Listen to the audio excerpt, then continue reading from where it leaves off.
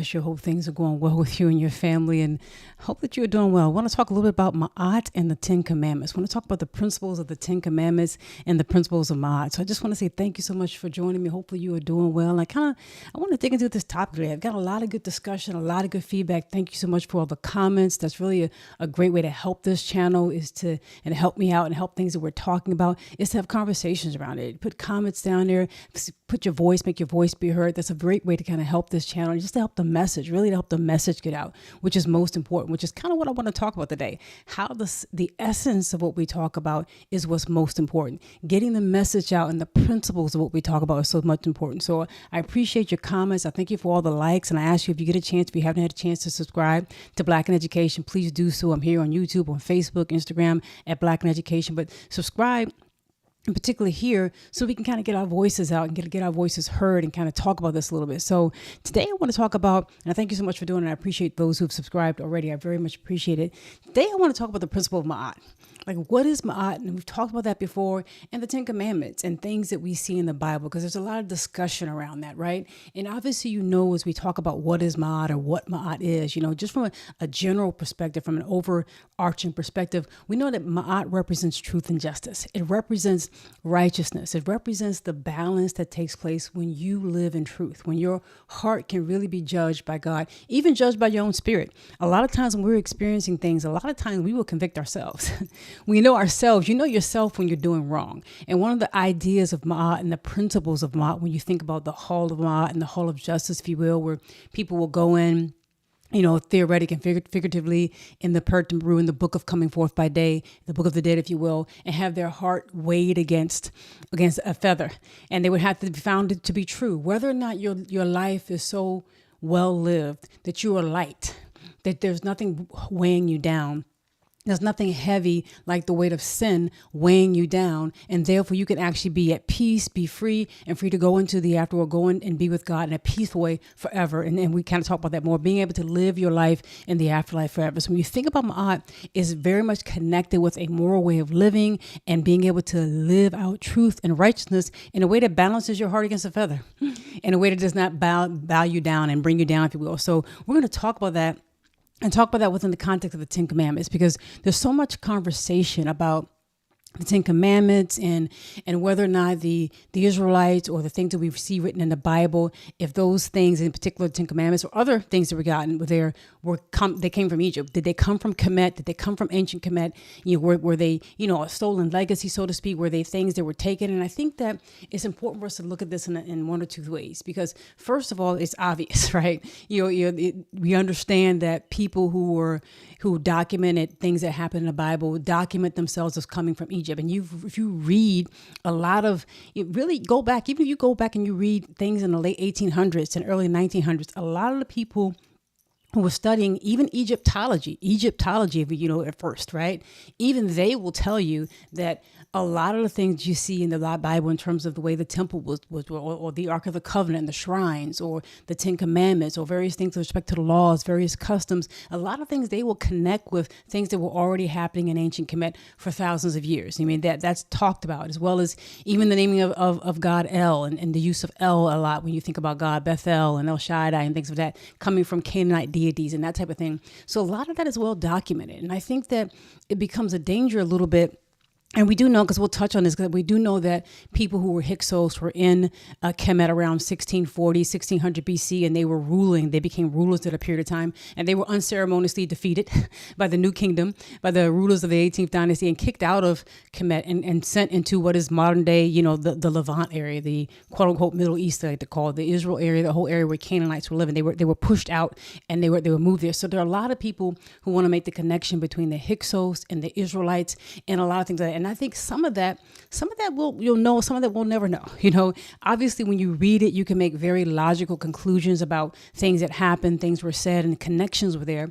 But I think as we to begin to go over that, you're going to make logical conclusions that, there was a connection there, but also we'll probably sometimes get into a point where we become distracted by it. We can get so argumentative into whether or not this exact thing came exactly from ancient Kemet and was brought to these people when the information is obvious, and maybe sometimes we're trying to convince other people, or maybe we're trying to convince ourselves. But once you're convinced you know the truth, I think it's very important to live it. I think when we talk about the principles of Ma'at, it's not just about facts, which are important, right? Know the facts, but beyond that, live the principles, right? So know the facts, know what happened. But if you get stuck in the mire and trying to convince somebody else who doesn't want to hear you, or you're convinced, but you forget yourself to live the principles, you're missing kind of the point, right? The whole idea behind it is to be able to live Ma'at. God bless you. Jay, how you doing? Grand rising to you as well. God bless you. Thank you so much for joining. Hope that you're doing well. God bless you.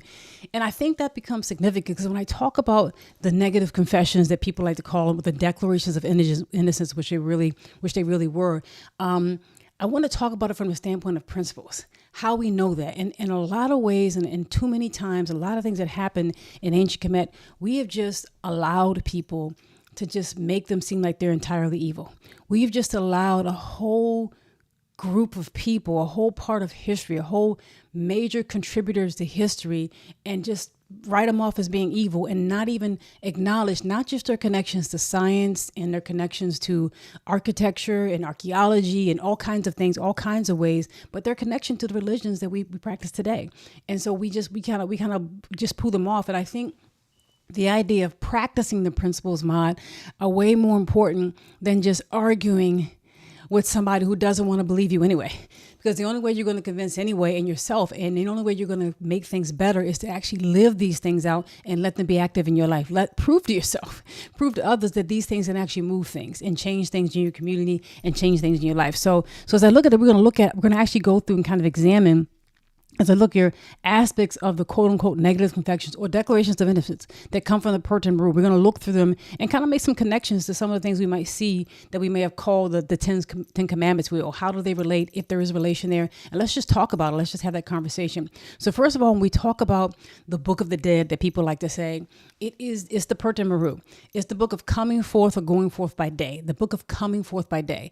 And you hear, the word Haru used a lot with respect to light and day, but also it's obviously used with respect to Haru, the deity who was the son of Asar and Arset, that aspect of yourself, that courage in yourself that allows you to do the will of God. And I believe all of these things are manifestations of you. They're not just things external. That's not even how Kemetic people looked at it. And most important is for us to understand that these are things that connect to us. It's how do you look at it? How do you see it today? And how do you apply it? Because that's what's relevant to you, right? When you think of Haru, Haru represents that which is born, that which, is given birth to, if you will. But when you have divinity and discipline, when you have divine discipline coming together, you will be able to develop the courage and the will to do what God has for you to do. And that whole idea of Haru is what I believe Haru represents.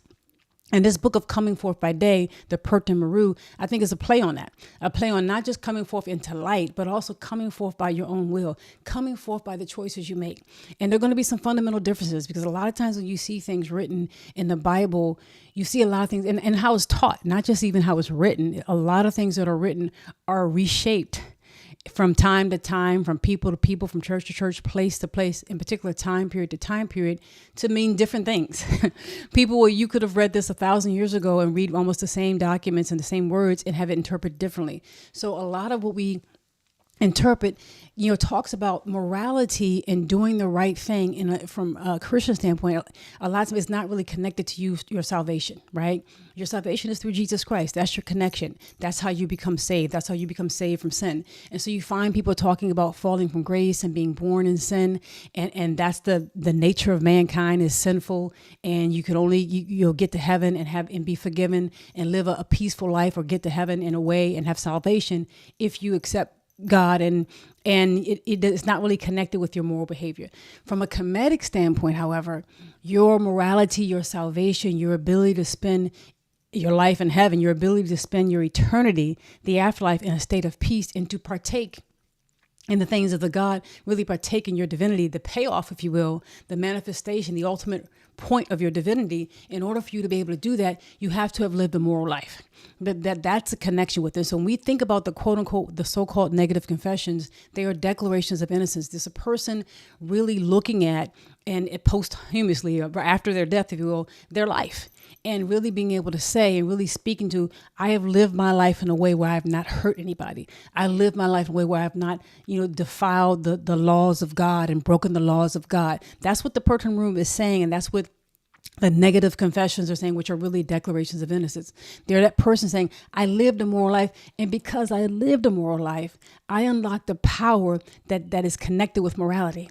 I unlock the power and open the door and have the keys to being now able to go into the afterlife and be able to partake in the things of God, because God is in me. God actually was born in me. I was actually born of God, and I actually lived up to it in my life. So think about that. That's a fundamentally different way of looking at it. Think about it. If you think about yourself as being born of God and being a manifestation of God kind of walking on earth, you couldn't imagine God walking around doing evil things to other people. If that's not your concept of God, that's not what you look. God is not going around hurting people. And you understanding that you are a manifestation of God and have the ability, if you're Haru, if your will is connected with it, if you choose. And nobody says it's going to be easy, because when you talk about the fight between Haru and Set, it's a fight that goes on for years and years and years. It's a fight, right? But if you commit to it, if you choose, you can actually live. You can choose to live in a way that unlocks your divinity. And you're actually like a mini version, example, manifestation of God, walking around doing good and furthering humanity, furthering mankind. There are a lot of people today who may sit around, I'll just say it, who may be sitting around today and they may watch football, a lot of football today. They may spend hours watching football today and never ever grow in terms of their divinity, grow closer to God, accomplish something they want to accomplish. Maybe they have a business they want to work on. They have an idea. They have some skill that they want to develop, something new that they want to learn. They will spend 3 or 4 hours today, 5 hours today, this very day, watching television and games and other people. It's a distraction, and never have grown to that skill or that new thing that they wanted to learn, that business they wanted to develop, that aspect of themselves that they wanted to develop. And it becomes a will. It becomes a choice. And that's why this whole idea of the Pertin Maru and the book of coming forth by day, you come into this power, you come into this light, you come into this peace by your choice, by your will, by the power of your will. And so God bless you, Elitan. How you doing? I hope that you're doing well. You come into this by your will. And so the Kemetic people are standing and they're telling us, and their buildings are still standing, you can do this. I can do this. I can be godlike. You can be godlike. You don't have to be in a situation where evil is around you and you're participating. Evil does not have to win. You can slay Apep. You can slay the evil that's in your life. You don't have to let that win. That doesn't have to be in control. You don't have to live in a life that allows that to be foremost in your life. It doesn't have to be that way. If you're unhappy, if you're experiencing things, if you're experiencing strife and challenge, it doesn't have to be that way. And so the whole idea of the laws of Ma'at connect you to that, right? You don't have to live that way if you make certain choices, right? And so that's what they're saying. That's kind of what they're looking at. So I'm going to pull up and look at a couple of things with respect to this. And we're going to come a lot out of Exodus. So you'll find in Exodus 20, a version of the 10 Commandments. You also find things in Deuteronomy. And let's compare. Now, in the Pertin Maru, so this book of coming forth by day, and people call it the book of the dead, so you know what I'm talking about, the Pertin Maru, this would have been like a papyrus, rolled up, if you will, and it would have been included in people's tombs, right? And we're going to be talking about the Pertin Maru from the tomb of Nebseni, right? So we'll be talking about that from his particular book, if you will, and his particular Pertin Maru. But these writings would have been duplicated and copied from times immemorial almost. So you would have found it not just in the New Kingdom around 1500 BC and 1400 BC and that type of thing, not just in the New Kingdom, but you would have found similar types of things very closely related in the Middle Kingdom at 2000 BC. You would have found that in written on coffins, and maybe not all the ways on papyrus, but written on coffins in the Middle Kingdom. And you could go back 1,000 years earlier than that. You can go back to, or even more, hundreds of years, 2600 BC into the Old Kingdom, and you would have found it starting to be written, eventually to be written on 2400 BC or thereabout, written on the walls and text on the walls of the kings of the 5th dynasty, the last king of the 5th dynasty, Unas, as well as kings and queens after that. So this concept that I'm going to share with you that we're talking about is not just New Kingdom. And it predates, obviously it predates the Bible, it predates Exodus, it predates the Exodus, if you will. And these are concepts that are there that becomes really more important for us to say, what are they talking about? How did they have these things and what was significant to them? So these will be taken from the New Kingdom. And it was an example of a setup where the person has, there are probably like, there are well over 100 chapters, if you will, chapters in the Pertin Meru, in the book that would have been found in Nebsini's tomb in the New Kingdom. And it would have literally had headings, which is why they would call them chapters. They would have headings, and it might be a hymn to Ra, it might be, a hall of judgment. And it would literally well over 100 of these sections. And they would have been things that people would either say, and they will be saying this on behalf of the person who's deceased, or things that the deceased person was supposed to have said, or things that a priest might say or might read as a person's ceremony of their funeral.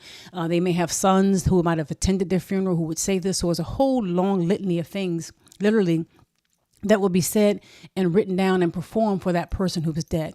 And there's one major part of it when you get to like chapter 125, one major part of it, because there's so much in it. One day we'll dig into the chapters because I think it's worth digging into. But when you get to one particular chapter, it's like the most famous part of it. And that's when the person who's deceased is depicted as walking into a hall. And there will be 42 deities, like 24 on one side, 24 or 21 on one side, 20 on the other, 42 deities. Half and half, 21 and 21. And they would be deities that represent maybe areas in particular parts of ancient Kemet, famous deities, if you will. And the person would have to, in order to move forward in the hall, the person would have to look at the deities in the hall and be able to say the magic words, be able to say things that were true about their lives.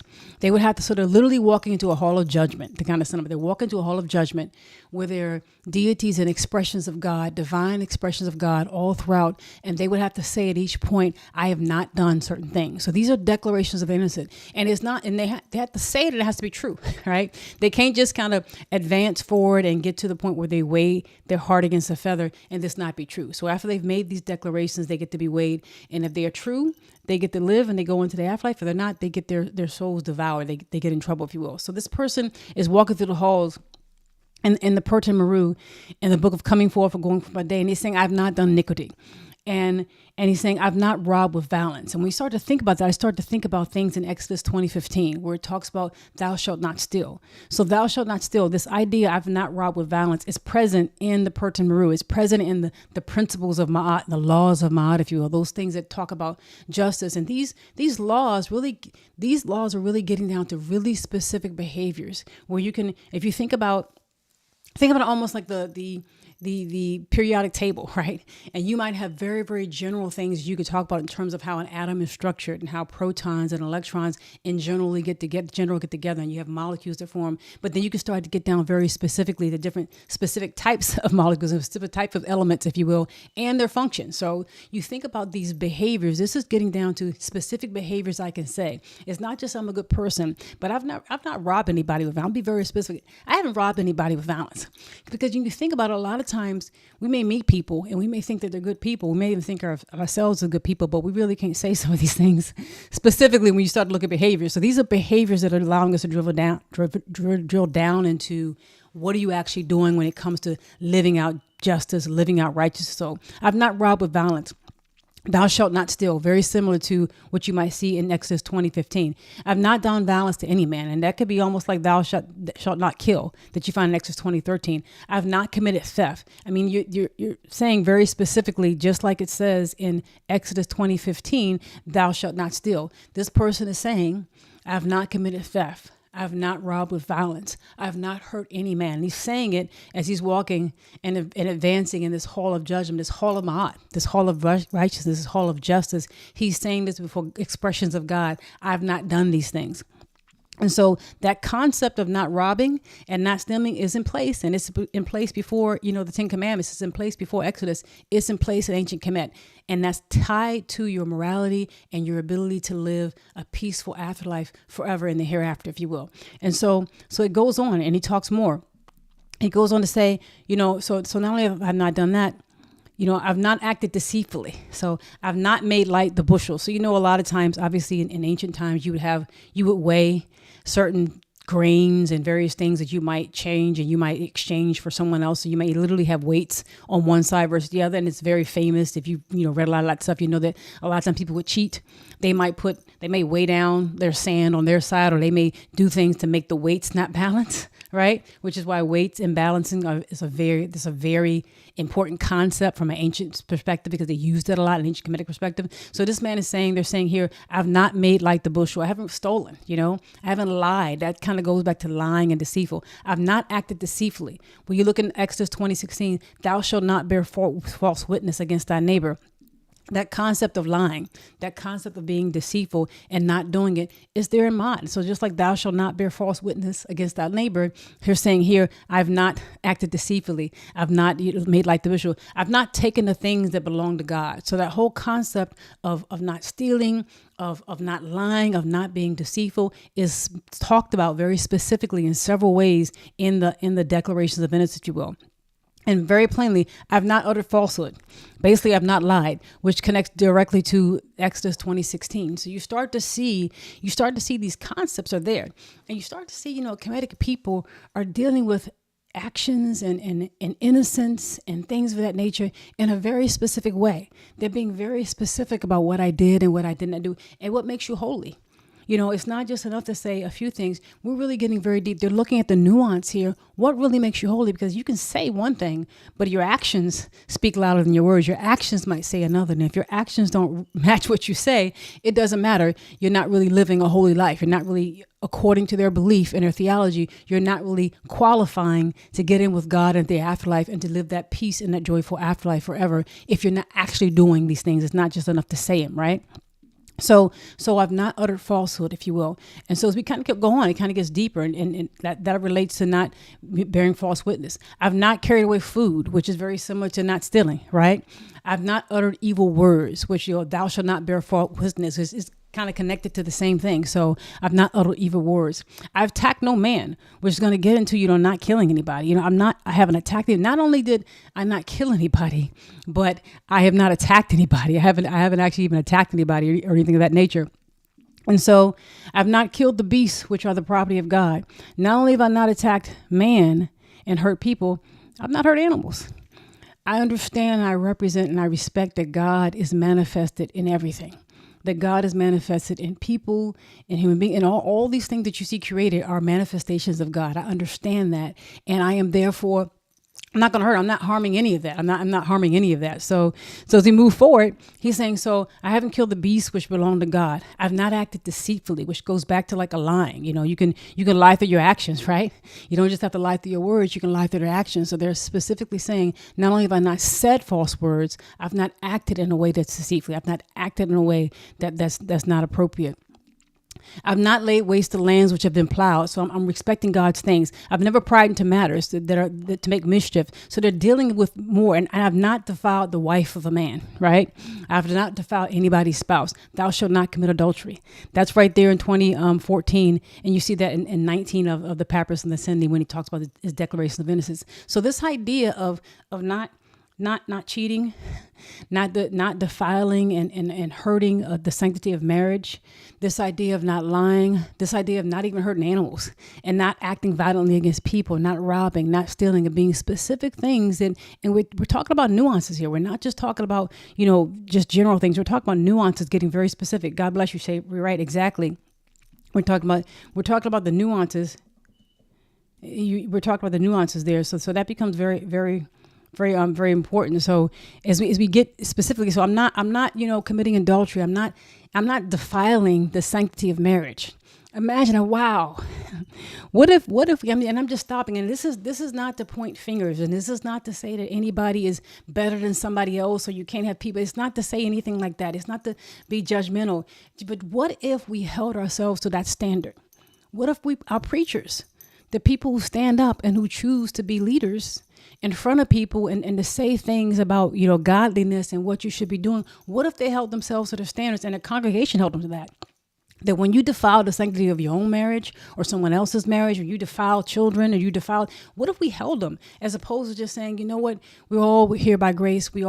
I get that, but I think we use it as an excuse. I mean, because we have people, our ancestors are telling us, no, you could do better. I mean, I think about like a grandmother telling her kids who are, fighting one another or slapping one another and say, oh, we just did, or he did me, or he did that. And she said, no, you could do better.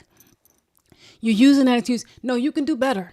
You're going to school and maybe you're trying, but you're not trying your hardest. And your mom say, no, you could do better. I know school is difficult. I know the teacher, whatever. I know you had challenges, but so do I. But you can do better. I'm looking at you and I know you can do better. And I think when it comes to our moral behaviors, we could do better. We just make excuses, and then we don't really give people the tools in terms of how to really recreate themselves and to quote unquote repent. We just say, you did it, everybody falls. And we have preachers who do sometimes horrible things, and we just accept them back. And we don't really talk about how you actually reform for that. How do you reform so that you don't hurt somebody else? Those things are not there. And I think that if we had a set of rules, and these are just guidelines. It's not like, you put somebody, you slap somebody's hand because of it. Obviously, if it's breaking the law, it's breaking the law. But it's not like you slap somebody. These are guidelines. What if we had guidelines? Like, you know what? You violated that. You actually did violate the sanctity of marriage, right? You actually did commit adultery. You can't be in charge anymore. You got to reform, and you got to be able to show other people how to reform, because our community, the sanctity of our community, our ability to live a peaceful life in the afterlife, our ability for everlasting peace and to move forward our community and our society is dependent upon how we treat each other. It's dependent upon if we actually live these actual laws, because at the end of the day, we could have a lot of money. We could have think of a lot of people you can just put in your mind right now who have a lot of money, but are not good community. Not good in their communities, not good for society, haven't done things that really pushed before, have actually hurt people, have actually used the money and the authority and the prestige that they get to take advantage of people. And I'm just going to say it, you guys can tell me what you think about it, but I think about a lot of articles I read, whether people who are ball players, or people who they're maybe CEOs, or people who have they're producers, they have some type of power. And I'll specifically say ball players because we've heard a lot about it. People who assume a lot of responsibility. They get a lot of money, they get millions of dollars, and now they have a lot of women or whatever coming after them, and they choose to not abuse that. They get a certain position of authority, a position of power and influence, and then they abuse people. They disease people. They deceive people. They may have a girlfriend in every zip code. Like, I think people talk about that kind of stuff. A girlfriend everywhere they go, and children, not just girlfriends, children everywhere they go. And now they got a bunch of babies, and they're not taken care of, and they're calling the women all kinds of names, and we celebrate that, and we accept that and just say, well, everybody has problems. No, if you can do better, do better. I think we can't just accept that. If a person has a problem with their fits, and a lot of this is really getting down to, think about the behaviors that they're talking about. They're talking about behaviors that hurt people, right? And I've not committed sin against purity. That's kind of, it's kind of speaking towards hurting someone, whether that's like rape or hurting someone who was innocent. We're not just talking, these behaviors are talking about behaviors that hurt other people. In particular, things that you would not want to have done to you. If somebody's in a society and they cannot behave in a way that does not hurt other people, they need to be brought back. They need to not have that influence anymore. They need to not be in a position where they can hurt other people and harm other people if they choose to continue to do that when they could stop. And that's just it. If you're walking around town and somebody's smacking you upside the head, eventually you're going to let that person stop smacking you. Anybody who's hurting and damaging the community cannot be allowed to continue to do that. That has to be something that the community has to say. Whether it's in a church or a society, we have to say that. And that's bigger than just whether or not, who came first. This is living the laws, right? We have to say, no, we're not going to allow you to come and hurt our children. We're not going to allow you to come and sell things or feed our children craziness in music or in messages. We're not going to allow you to come and treat women any kind of way or talk about sexual impurity or things where you're just abusing people. We're not going to allow that. We're not going to allow you to come and every time we see you, all we see is cigars or blunt and 40s. Why is that okay? Why is it okay that we allow people into our lives? By that, I mean, allowing them into our minds, watching them on television, watching them on TV and on social media. And every time we see them, they're talking about blunt and 40s. And that's okay. And we understand that, that person may get drunk and that person may get high and they may never go to jail. But your child, the 15-year-old who sees that and mimics that behavior, ends up doing something silly and hurting themselves, hurting their family, and they may end up in jail. because they were drinking and driving or whatever, because they're participating in behaviors that they saw where somebody else who's never going to get locked up for that is showing and modeling behaviors to children who will be hurt by it. At some point in time, I think we have to take these laws of Ma'at, and whether you're looking at it from an Exodus standpoint, a biblical standpoint, and say, are we actually living it? And I know that's anti some of what some people say. I know that's anti some of what people will say, because people say, you can't connect your salvation and your prosperity with your behavior. And I'm saying that you can.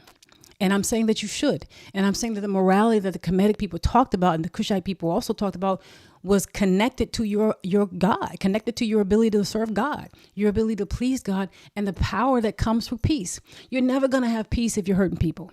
You're never going to have peace if you're lying, if you're being deceitful, if you're out there sinning against impurity, if you're defiling the sanctity of marriage. You're not going to have personal peace. And I'm saying to you that your personal peace is connected with your service of God. That's kind of what it's all about. You can't always fix what the weather's going to be like. You can fix how you respond to it. And so you may be in challenging situations, but you can be at peace through that. I mean, what if God gave you a life that you could never be at peace? That would kind of be mean. But what if God gave you a life that you could always be at peace and be happy and understand the wonderful sanctity and the miraculousness of life? No matter what your situation, and be at peace with, that will be a wonderful gift. No matter who you are, you wouldn't have to have money, right? You would only have to be able to connect with God inside you. This is what I'm talking about here and what they're talking about here. So they also going to talk about you should not cover your neighbor's house. So that whole idea around not committing adultery and not even desiring things. I didn't put it in here, but I have mentioned before the whole idea of being greedy. The whole idea of being envious of someone, that's also mentioned in the teachings of Patau Tep. So if you go back, you take a look at the resource I did with that, but it's also mentioned in the teachings of Patau Tep, where he talks about just being greedy, just wanting things that are not yours, wanting things through ill-gotten gains, desiring somebody else's stuff, right? Will put you in a situation, my son, where you are going to have problems, where you're going to fall into traps when you start to desire somebody else's stuff and to be jealous of them. So the whole idea of coveting your neighbor's stuff, while it's not specifically said here in the declarations of innocence in the books of Coming for David, it is talked about in the teachings of Patau Tep. So you see various teachings, the teachings of Patau Tep, Memphite theology, the Shabbat, these declarations of innocence. You see concept of behaviors that are mimicked and talked about in the Bible. They're there in Ma'at as well. They're there specifically in Ma'at as well as you take a look at them. So as we go forth, they talk about, we're kind of halfway through. We talk about not committing sin against impurity, not even striking fear in a man. Not only that you shouldn't kill somebody, right? But he's saying, I've not struck fear into anybody. The Kemetic people they're saying this in a very nuanced way. I haven't made anybody feel fear. Imagine if you just ruled your family through fear. And some people do. Some people think that's parenting. Let me just make my children afraid of me.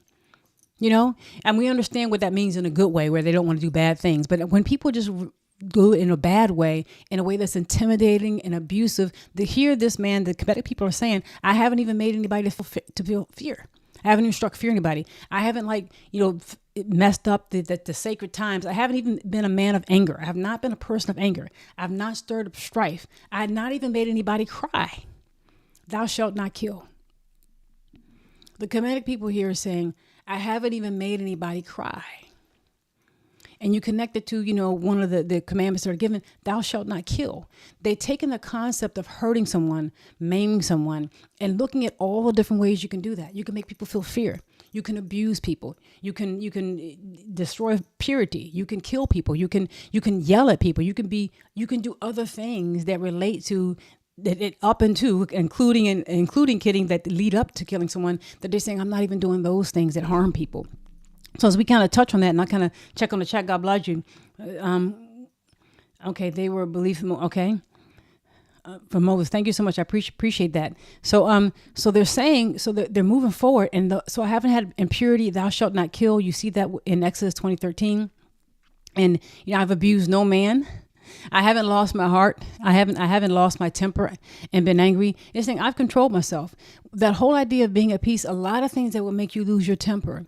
If you have a peace on the inside, a lot of things that would make you lose your temper don't. I'm not saying you're never going to get it. I'm not saying, but you can find yourself, and it's to your benefit, being in a situation where some things that would typically make me mad, I can better handle. Because if I am angry with someone, if I lose my temper, if I allow that person's actions to get to me so much, I may respond in a way that hurts myself and them. How many people do things out of anger, do things out of emotion, out of an emotional type of thing where they can't control themselves and they've gone too far. And all of a sudden, your emotions are ruling you and not yourself. If you have peace and you start understanding, I'm going to live by this. I'm not going to let myself judge my day and have my own internal temperature, if you will, be determined by what happens outside of me, what somebody else does. It's going to be based on how I treat people, how I live. These laws that I set up, that I understand are important, that I think lead to my peace, I'm going to let that drive me and not what somebody else says, not what people say, not let them define for me. One of the most important things you cannot do is to let somebody define for you who you are and what makes you successful. Do not let people do that. Come up with your own definition for who you are, because if you don't know it, nobody else will, right? You have to know who you are, what you mean to life, what life means to you. You have to define it for yourself, because when you walk and you live in that, you will be at peace. You will start to find things. And if you want to seek the truth, you will find it. And it's right here for you, kind of looking at it. So they talk on not only that thou shalt not kill, and I've abused no man, but I've not acted with violence, right? I haven't done violence. I haven't even judged hastily. So they're talking about no violence, no robbing, no killing. I've not taken a vengeance upon you. God, I've not multiplied my speech. I've not even multiplied my speech. You know how people just talk and kind of, basically they're lying through hyperbole. They're lying through kind of just over being aggrandized, over saying some things. I've not even multiplied my speech. They're looking at the nuances here. I haven't even tried to make myself be puffed up or to say things more than what I need to say, or to multiply my speech more than what I know is true. It kind of goes back to not lying, right? Not bearing false witness and not lying in general. And so I've not acted with deceit. I've not worked wickedness. I've not uttered curses or foul word. I've not made haughty my voice. Again, I haven't been proud. I am speaking in a way that is true. So it goes back to the idea of wanting your heart to balance with feather. And what ma'at is living truth in God's plan. And that has to do with righteousness. God's plan has to do with righteousness that benefits everybody. God has a way of making the sun shine on everybody, of taking care of the entire universe all at the same time. And so that idea of being able to live in a way that you're not hurting people, or that your connection with God is connected with righteousness, which is helping some people, it makes sense. God has a way of dealing with the entire universe all at the same time and allowing things to live and to breathe and to go on and to change, right? And to move on, right? And so this whole idea kind of goes through. And so you start to see, I've not sought distinctions for myself, trying to get things in an ill-gotten way, in an appropriate way. This whole idea of not increasing my wealth in bad ways, and not even thinking bad of the deity and the expression of God that's in my city. And so you see very clearly that in Exodus, obviously it's about the Kemetic people being in Kemet, and Israelite people supposedly leaving after being supposedly enslaved. It talks about in Exodus 22 here that, I brought you out of Egypt. I'm your God, and I brought you out of Lord your God, who brought you out of the land of Egypt and out of this land.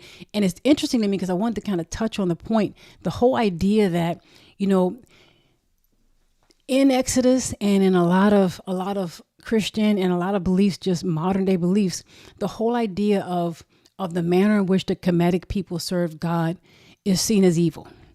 It's seen as that, he says, I'm a jealous God. I visit upon the iniquity of the fathers upon the children to the third and fourth generation. That, I do these things because I'm jealous, and you shouldn't have any other God before me. And we make it seem as if the Kemetic people had no concept of a singular source, which is their choice, or singular source of God, or no concept of God, or no concept that's worth looking at from a religious standpoint, when almost all of the world's religions can point to times immemorial that speak to what they're doing now, right? And there's so much that came out of ancient Kemet that affected the Greeks and the Romans and the people that were there in Syria and Israel and Bethlehem and that whole area, Palestine. Having had a lot of what they come from, these people, I'm coming from Kemetic people and people around there many thousands of years ago. I think that we got to stop and think, when you start to think about some of the things that we're talking about, we're not talking about evil here. We're not talking about evil people. We're not talking about people who thought that you should treat your people in a certain way, and that made you, whether you did that or not, that made you close to God. But we have people who have come later on who have actually enslaved millions of people, who have actually killed more people through wars and done many horrible things, stand up and say that the ancient Kemetic people were evil, right? And I just challenge you to think through and to kind of ferret through all of that and say, is this law of Ma'at evil? Right. And whether you want to take ancient Kemetic, theology, religion or not, that's your choice. But to look at how I behave, right? Whether or not my morality and how I behave, is that significant? Is there something to how I treat other people? And I think that when you look at Kemetic thought and theology, that comes through loud and clear. That comes through yelling. And can you find people who did bad things? You can find people who did bad things everywhere. But a central part of their theology was morality. Morality was a central part of their theology. And not just in very kind of general ways, in very specific ways like we just went through. And so there's another part I wanted to kind of touch on. It talks about, in Exodus 20:12, talking about, honor your father and your mother, that the days that you have on earth in the land that God may be long, the days may be long that God has given you on the land. I wanted to kind of read through and talk about this particular piece from a tomb that came from the 6th dynasty, some 2300 BC. So you're talking thousands of years ago, well over 4,000 years ago. This particular thing was written in this man's tomb from the 6th dynasty a long time ago. And he's talking about how I come from my town, I descended from my nome, and he was kind of an official. And he talks about, I spoke truly, I did right. This is this man 4,000 years ago talking about in his tomb. I spoke truly, I did right. I spoke fairly. I repeated fairly. I seized the right moment so as to stand well with people. I judged between two people so as to content them. I rescued the weak from one stronger than he, as much as it was in my power to do so. I gave bread to the hungry, clothes to the naked. I brought the boatless to land. I buried him who had no son. I made a boat for him who lacked one. I respected my father. I pleased my mother, and I raised their children. And you can find this from Miriam Leighton. You can find this this quote right here from this source right here, where she wrote it. But he's saying here that, I pleased my mother, I respected my father, I respected my mother, I pleased my mother, and I raised their children. I took care of my brothers and sisters. That concept of honoring your father and your mother is in Kemetic thought and in Kemetic law, if you will, from a theological standpoint, not just in the book of Coming Forth by Day, not just in that book. This was a man's tomb thousands of years before this, 1,000 years before this. This was in a man's tomb, talking about his whole life and the things that he did. So I just want to kind of to reach that out with you and just to kind of put forth that whole idea and the effort that a lot of the commandments that you see and the aspects of your behavior, morality, they are present in Kemetic theology. They are present throughout Kemetic theology. You can go as far back as the Old Kingdom, and even prior to the Old Kingdom, you can go as far back as you wish. You can go into the New Kingdom, and you will see concepts that are reflected, that are the same, or even sometimes more nuanced, if you will, than you might see in the Bible. They're pretty much the same. And so I say it to say, not just to look at ancient Kemetic people in ancient Egypt as evil, and to maybe look at morality in your own life and our own lives and see how we can do things better, do that better, and hopefully be able to treat people one another better, treat people better, and be able to interact with one another in a much better way. So I just wanted to share that.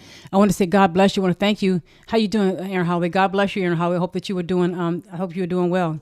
Bless you. Thank you for your comment there. I so much appreciate that. And thank you for being a member and a supporter. I hope that you like some of the resources that are coming out. So I just wanted to say that. Thank you guys so much for supporting me. I just want to say that let's start to look at and connect morality with our behavior and start to look at ancient Kemet for more than just what we see and say in terms of facts. Really, what were they talking about in terms of morality and how can that go? So I very much appreciate you staying with me and talking to me. And I'll talk to you very soon. And please share this with somebody. I'll talk to you very soon.